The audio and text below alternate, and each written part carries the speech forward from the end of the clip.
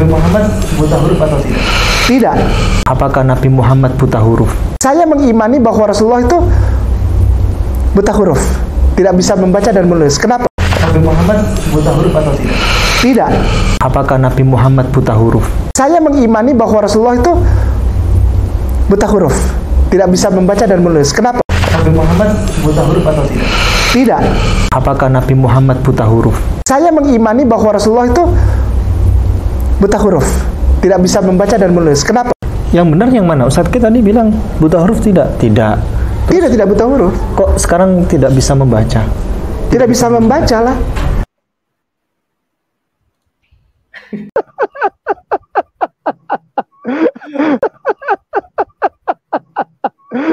Maaf ya, jangan marah.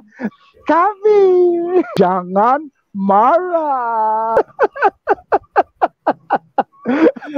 Kami jangan marah. Nabi Muhammad buta huruf atau tidak? Tidak. Apakah Nabi Muhammad buta huruf? Saya mengimani bahwa Rasulullah itu buta huruf, tidak bisa membaca dan menulis. Kenapa? Yang benar yang mana? Ustadz kita tadi bilang buta huruf tidak? Tidak. Tidak buta huruf. Kok sekarang tidak bisa membaca? Tidak bisa membaca lah. Begini, ketika dikatakan ummi tidak dapat membaca, itu yang seperti tertulis di dalam kitab Yesaya pasal 29 nomor ayat 12. Sekali lagi, kitab Yesaya pasal 29 ayat 12. Di situ dikatakan bahwa ketika kitab itu dibukakan dan malaikat itu berkata kepada seseorang pria itu, bacalah, ikro. Lalu laki-laki itu menjawab, aku tidak dapat membaca. Bukan masalah baca dan tulis secara hurufiah manusia, tapi sejak 600 tahun sebelum Rasulullah lahir dikatakan bahwa tidak bisa membaca adalah kitab yang dari Allah. Rasulullah tidak bisa membaca. Bukan berarti beliau tidak bisa membaca huruf, tidak. Itu membaca alam raya. Siapa yang sanggup membaca alam raya? Kalau huruf-huruf dalam Al-Quran, dalam tulisan Arab lain, dengan mudah Rasulullah baca itu. Untuk memahami Yesaya 29 ayat 12, kita harus membaca satu perikop, yaitu mulai Yesaya 29 ayat 9 sampai 14. Kalau tidak, pasti kita salah paham dan tidak mengerti kalau kita baca hanya satu ayat dari satu perikop ini. Judulnya, Bangsa yang Buta. Bangsa yang buta. Yesaya 29 ayat 9. Tercengang-cenganglah, penuh keheranan. Biarlah matamu tertutup. Buta semata-mata. Jadilah mabok, tetapi bukan karena anggur. Jadilah pusing, tapi bukan karena arak.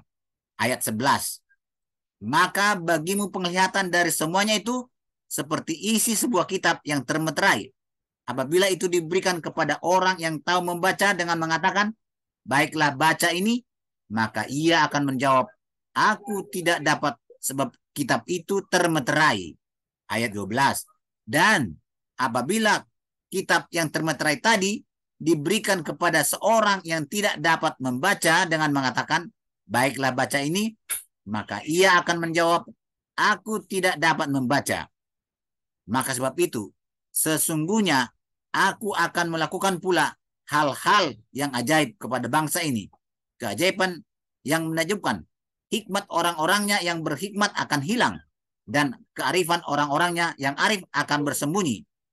Dan Tuhan telah berfirman, oleh karena bangsa ini datang mendekat dengan mulutnya dan memuliakan aku dengan bibirnya. Padahal hatinya menjauh daripadaku dan ibadahnya kepadaku hanyalah perintah manusia yang dihafalkan. Jadi ini ada bangsa yang dibutakan oleh Tuhan. Karena mereka datang menghadap Tuhan hanya di bibir saja dan hanya di mulut saja. Padahal hatinya menjauh dari Tuhan. Ibadahnya hanyalah perintah manusia yang dihafal-hafalkan. maka Tuhan membuat mata mereka buta, pusing. Bahkan bukan karena anggur, mabuk bukan karena minuman. Matanya dibuat buta, sehingga penglihatan mereka seperti, ayat 11, penglihatan mereka seperti melihat isi sebuah kitab yang termeterai, yang apabila diberikan kepada orang yang tahu membaca, dia akan mengatakan, aku tidak bisa baca karena termeterai. Dan ayat 12 ini, dan apabila kitab yang termeterai tadi atau tertutup tadi diberikan kepada seorang yang tidak dapat membaca, dia akan mengatakan juga, saya tidak akan bisa membaca. Jadi ayat ini menunjukkan kemarahan Tuhan, amarah Tuhan atau kutukan Tuhan kepada bangsa yang degil. Setelah kita baca Yesaya 29 ayat 9 sampai 14 tadi, ternyata tidak ada kitab yang diturunkan dari surga. Itu hanya penglihatan bangsa itu seperti melihat kitab yang termeterai, yang jika diberikan kepada seorang yang bisa membaca, tidak akan bisa membaca karena termeterai. Ayat 12 ini mengatakan, jika diberikan kepada seorang yang tidak bisa membaca atau umi, juga tidak akan bisa membaca katanya. Karena apa? Karena memang dia tidak bisa membaca dan juga termeterai. Jadi itu hanya penglihatan bangsa yang dibutakan, seperti melihat kitab yang termeterai. Jadi kitabnya tidak ada, seperti melihat kitab yang termeterai. Jadi bukan seperti kayak nama katakan, itu huruf surgawi, kitab dari surga, kitab Allah, yaitu alam raya. Siapa yang bisa baca alam raya? Jadi Yesaya 29 ayat 12 bukan kitab dari surga, bukan huruf Allah, bukan alam raya. Inilah kebohongan-kebohongan Ustadz Kainama yang tetap dipercaya oleh teman-temanku Islam. Nabi Muhammad buta huruf atau tidak? Tidak. Apakah Nabi Muhammad buta huruf? Saya mengimani bahwa Rasulullah itu buta huruf, tidak bisa membaca dan menulis. Kenapa? Yang benar yang mana? Ustadz kita tadi bilang buta huruf tidak? Tidak. Tidak buta huruf. Kok sekarang tidak bisa membaca? Tidak bisa membaca lah. Begini, ketika dikatakan ummi, tidak dapat membaca, itu yang seperti tertulis di dalam kitab Yesaya pasal 29 nomor ayat 12. Sekali lagi, kitab Yesaya pasal 29 ayat 12. Di situ dikatakan bahwa ketika kitab itu dibukakan dan malaikat itu berkata kepada seseorang pria itu, bacalah, ikro. Lalu laki-laki itu menjawab, aku tidak dapat membaca.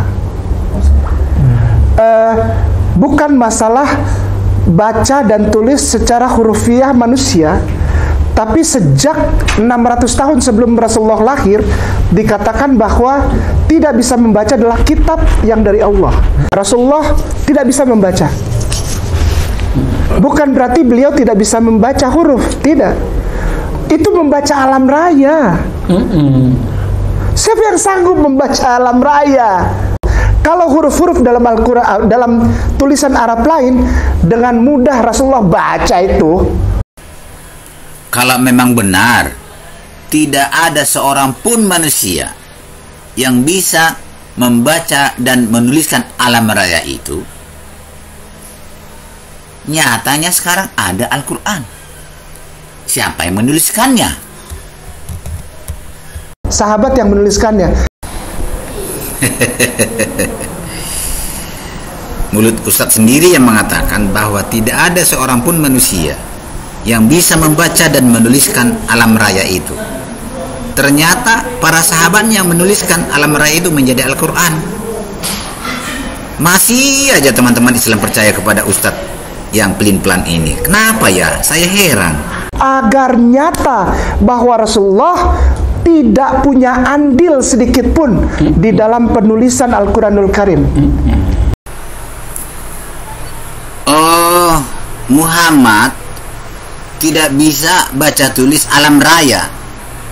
Atau katanya tidak bisa baca tulis Arab dalam hal penulisan Al-Quran, tapi para sahabatnya bisa. Kenapa? Supaya nyata bahwa tidak ada sedikit pun andil Muhammad di dalam hal penulisan Al-Quran.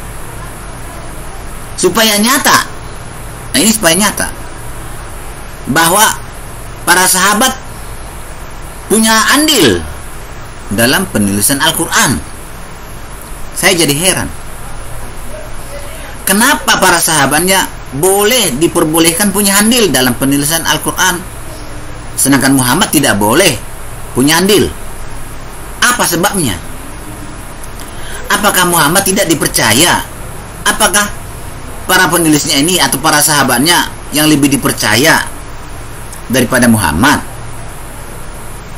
Saya pribadi saya lebih percaya saya kepada Muhammad daripada para penulisnya.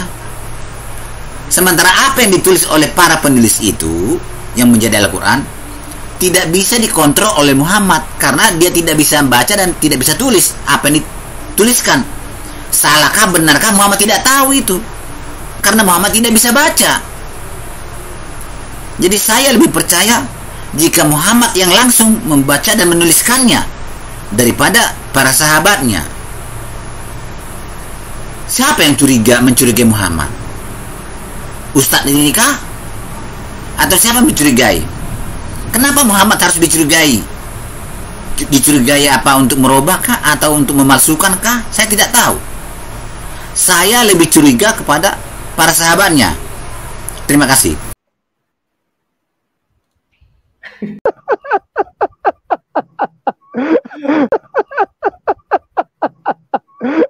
Maaf ya, jangan marah.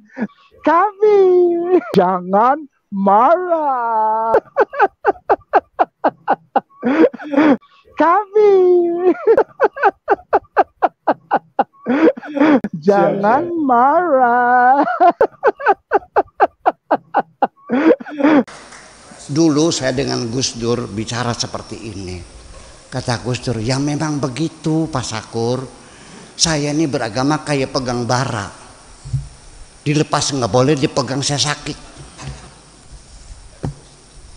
Ya kan artinya. Oleh karena itu yuk sekarang kita berpikir. Jangan takut murtad dong. Daripada kamu mempercayai sesuatu yang tidak benar.